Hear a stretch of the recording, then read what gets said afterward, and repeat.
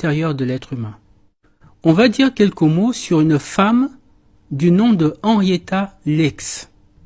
Henrietta Lacks est une femme noire qui est morte en 1951. Mais les cellules de son corps sont toujours vivantes et grâce à ces cellules, les laboratoires du monde entier fabriquent des médicaments.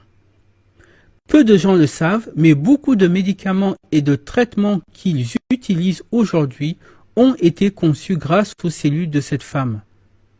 On estime qu'elle a sauvé des millions de vies.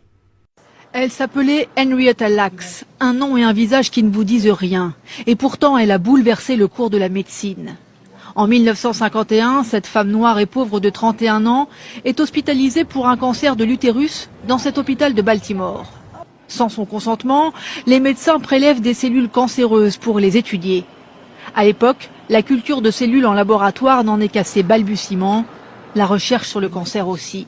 Surprise, les médecins découvrent que les cellules d'Henrietta sont porteuses d'enzymes uniques et qu'elles peuvent se cultiver à l'infini hors du corps humain, ce qui n'avait jamais été possible auparavant. Pour la science, c'est une opportunité extraordinaire. Ces lignées cellulaires pouvaient se reproduire de façon illimitée. Et immédiatement, elles ont été distribuées aux scientifiques du monde entier. Les cellules, dites ELA pour Henrietta Lacks, sont étudiées dans le monde entier. Elles permettent d'élaborer le premier vaccin contre la polio et de sauver des millions d'enfants de cette maladie qui faisait des ravages. Dans les années 60, elles sont même envoyées dans l'espace avec les premiers satellites pour tester les tissus humains en apesanteur. Aujourd'hui encore, elles servent à la recherche sur la leucémie, le sida, le clonage. C'est impossible de mesurer l'importance de ces cellules pour la science. Chacun d'entre nous a d'une manière ou d'une autre bénéficié de la recherche sur ces cellules. Aujourd'hui, les descendants d'Henrietta Lacks viennent d'obtenir une grande victoire, car depuis 60 ans, ces recherches et les bénéfices engrangés leur ont totalement échappé. Ils ne réclamaient pas d'argent, juste un droit de regard sur l'utilisation de cet énorme héritage scientifique. Les services de santé américains leur ont accordé.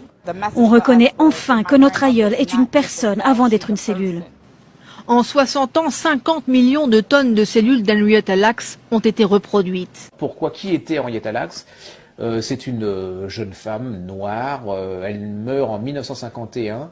C'est une jeune femme noire typique du sud des États-Unis, c'est-à-dire qu'elle est fille ou petite fille d'esclaves, elle travaille dans les champs de coton, elle a plusieurs enfants, elle est travailleuse, c'est une famille classique noire, pauvre.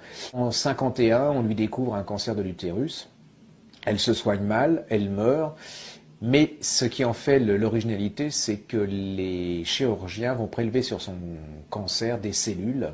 Et jusque-là, on n'avait jamais réussi à conserver des cellules vivantes très longtemps. Et les siennes vont se conserver et se reproduire à une vitesse extraordinaire. Ce sont les premières cellules immortelles de l'humanité.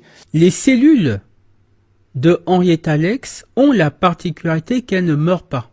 Elles sont immortelles. Et au début, quand les chercheurs ont révélé cette information, ils avaient menti. Ils avaient fait croire que c'était une femme blanche. Et c'est plus tard qu'on a découvert que Henrietta Lacks était en réalité une femme noire.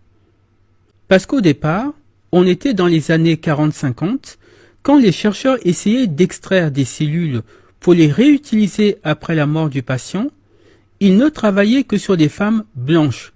Et ça ne fonctionnait jamais, les cellules mouraient. Mais quand ils ont fait le prélèvement sur une femme noire, qui était Henrietta Lacks, là, ça a fonctionné. Et c'est allé au-delà de ce qu'ils imaginaient, puisque 82 ans se sont écoulés, et les cellules de cette femme sont toujours en vie. Donc, je le répète, quand Dieu dit dans le Mvet, le secret de l'immortalité est à l'intérieur de vous, c'est une réalité scientifique. Et cette réalité s'applique plus spécifiquement aux personnes noires.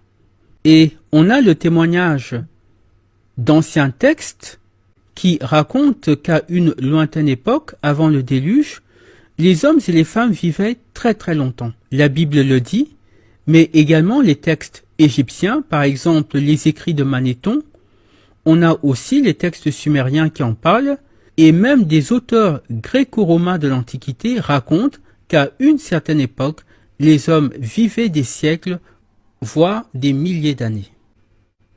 Et quand la science découvre que l'homme possède en lui un gène de la longévité, on réalise que ces écrits sont tout à fait crédibles. Et quand on parle de l'époque d'avant le déluge, on parle d'une époque où les blancs n'existaient pas. Il n'y avait que des noirs sur la planète.